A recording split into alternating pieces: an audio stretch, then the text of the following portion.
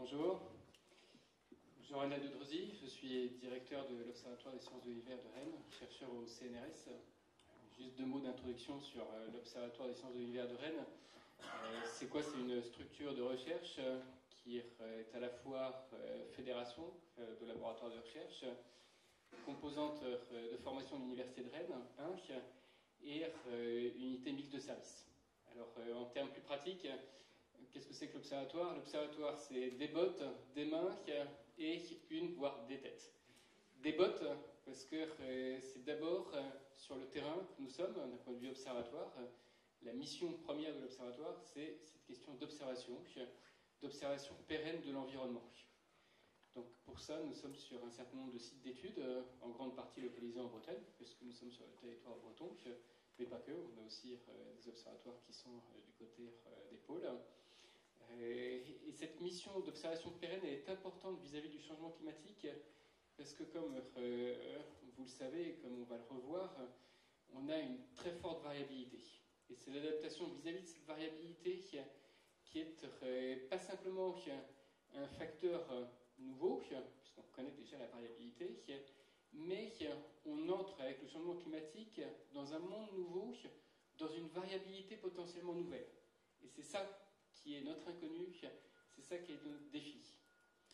Deuxième partie de l'observatoire, les mains. On est les mains dans les nouveaux dispositifs expérimentaux, dans les nouveaux capteurs, dans les nouvelles méthodes de connaissance, que ce soit sur les données, que ce soit sur les nouvelles méthodes d'interprétation, sans parler de l'intelligence artificielle, toutes ces méthodes d'extrapolation. C'est notre quotidien. On souhaite pouvoir utiliser ces nouvelles méthodes au service de l'environnement, éventuellement même conduire à certaines innovations dans ces méthodes-là. Ce n'est pas notre cible première. Notre cible première, c'est de pouvoir utiliser au maximum les nouvelles technologies à notre service, au service de l'environnement. Troisième partie, la tête. Naturellement, c'est l'ensemble des connaissances dont nous sommes dépositaires, connaissances aussi que nous forgeons. C'est notre métier, la partie progression des connaissances. Et dans cette question du changement climatique, à deux titres. Premier titre, d'un point de vue systémique. Le changement climatique, ce n'est pas uniquement du climat, ce n'est pas uniquement de la ressource, c'est aussi la société, c'est aussi une grande diversité spatiale. Alors on peut le voir comme une hétérogénéité, ça serait le mot scientifique. On peut le voir comme des inégalités entre les territoires. C'est cette partie systémique qui me semble également extrêmement importante dans la question du changement climatique. Donc il y a la question de la variabilité temporelle et puis la question de la variabilité spatiale. Puis une deuxième raison pour laquelle on est attendu d'un point de vue intellectuel, c'est la question de la prédiction. On a été très fort sur la rétrospective, on a beaucoup travaillé sur les climats passés, paléoclimat, les évolutions passées. Alors on pourrait citer par exemple les travaux qui ont été faits sur la mousson. On sait que la mousson asiatique apparaît et disparaît au fil des temps géologiques. La raison pour laquelle elle apparaît et elle disparaît était pendant longtemps un mystère. C'est lié beaucoup à l'orographie, à la disposition du relief. L'Himalaya arrête une partie des influences océaniques. Mais le problème est aussi un problème de circulation générale.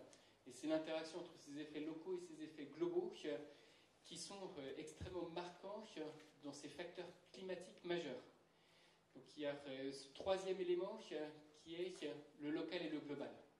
Donc il y avait la variabilité temporelle, la variabilité spatiale, et il y a ce troisième facteur qui est on est sur une tendance globale qui s'instancie partout différemment. Tout le monde n'est pas égal vis-à-vis du changement climatique. Par exemple, au Québec, collègues québécois avec lesquels on travaille beaucoup, eux s'attendent plutôt à une augmentation de la ressource en eau.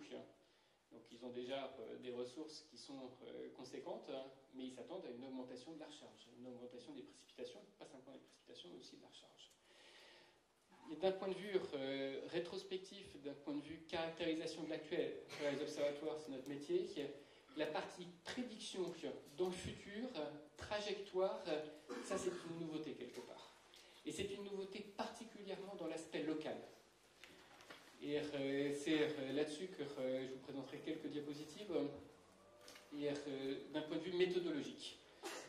n'a pas aujourd'hui des méthodologies classiques, régulières, qui nous permettent d'envisager la question du changement climatique d'un point de vue local. C'est ça le défi scientifique, qui est un défi scientifique qu'on ne pourra relever qu'en étant effectivement les pieds dans les bottes et les bottes sur le terrain. Et c'est ça qui est important, c'est que les aspects locaux, les connaissances dont vous disposez sont aussi importantes que nous, les prédictions qui peuvent être réalisées d'un point de vue climatique, les séries dont on peut avoir connaissance. Il y a aussi tout un contexte local qui me semble absolument capital pour aborder cette question d'adaptation.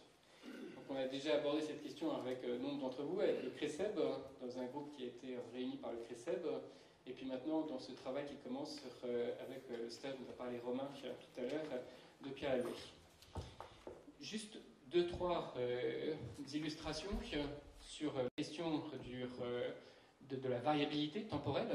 Donc là, on voit dans un diagramme précipitation en abscisse et puis température en ordonnée l'ensemble des 40 dernières années sur la moyenne des stations qu'on a pu moissonner, avec en bleu des années qui sont plus sèches et plus fraîches, et puis en rouge des années plus chaudes, plus humides.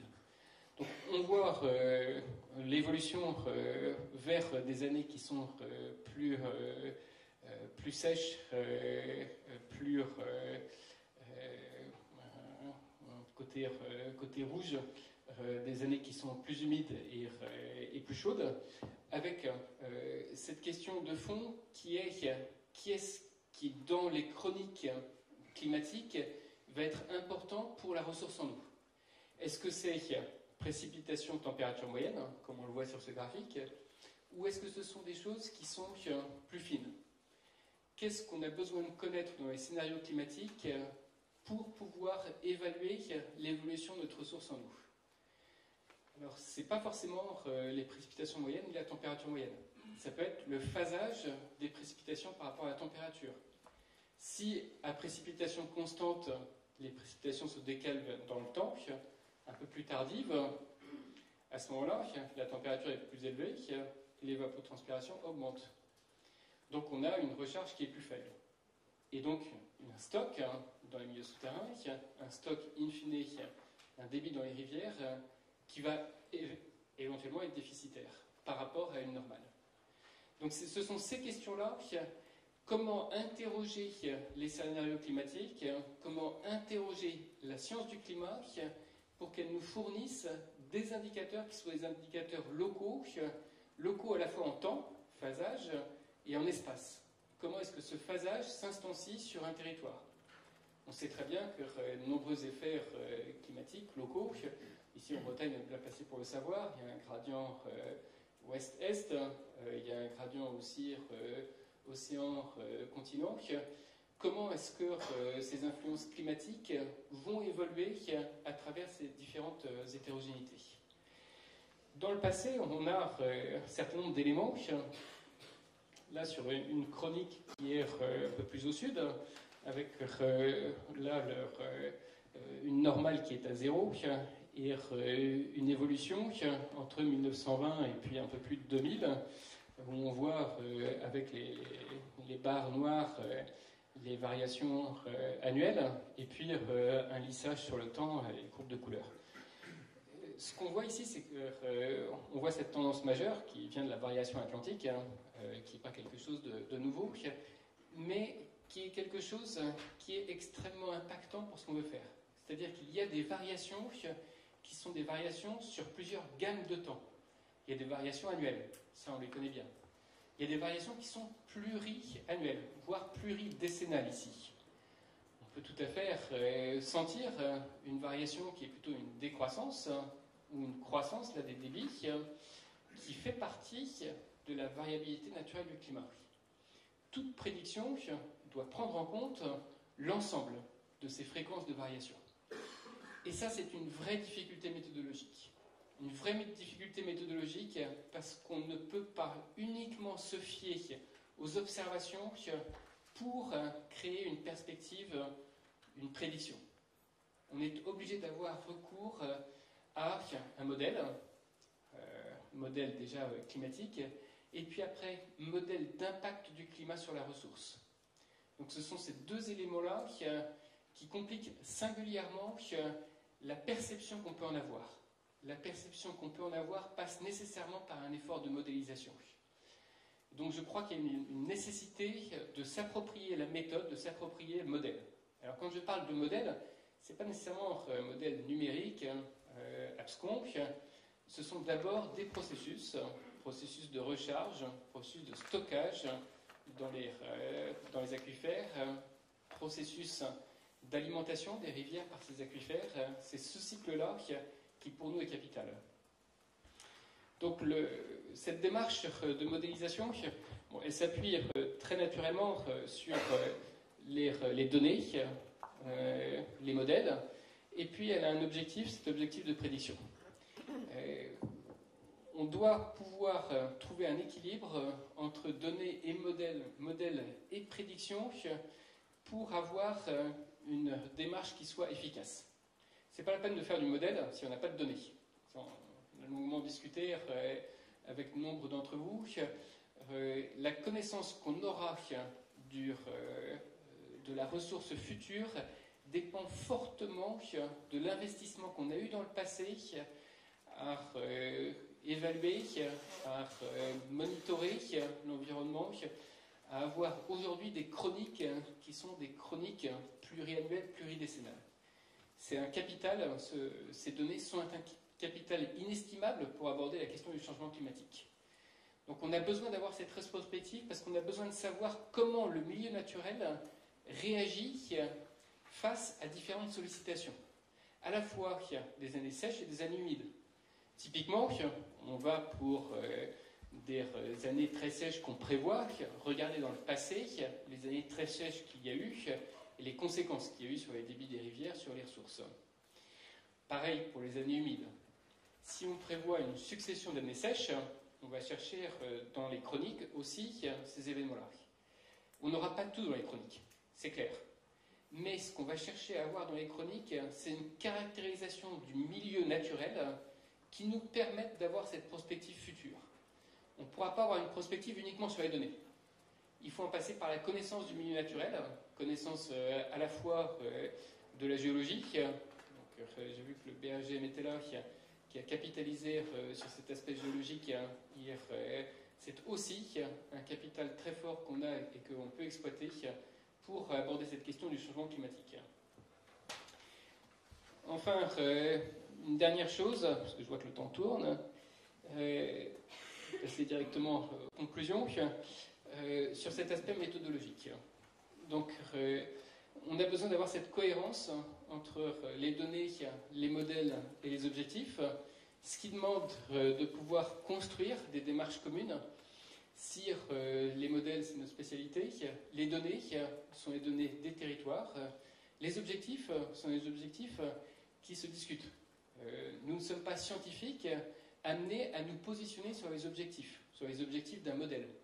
Si la question c'est celle des étiages profonds en août-septembre, la question de la disponibilité à cette période-là de la saison, c'est notre cible. Les modèles seront différents. Les modèles sont conditionnés pas simplement par les données existantes, mais aussi par les objectifs. Donc, dans la construction même de la démarche scientifique, on a besoin tout au départ de connaître les objectifs.